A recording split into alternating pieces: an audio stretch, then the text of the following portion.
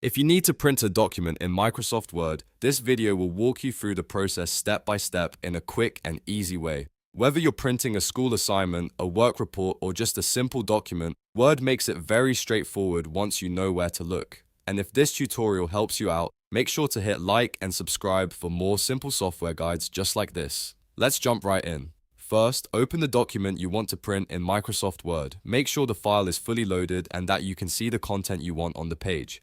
This is important because before printing, you always want to confirm that the document looks correct on your screen.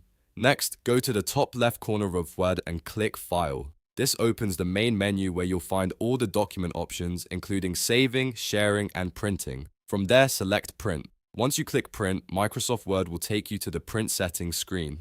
This is where you can review everything before sending the document to your printer. On this screen, take a moment to adjust the settings. You can choose the printer you want to use if you have more than one connected. You can also select how many copies you want to print, and you can choose which pages to print if you do not want the entire document. If needed, you can also check the preview on the right side to make sure the layout looks exactly how you want it.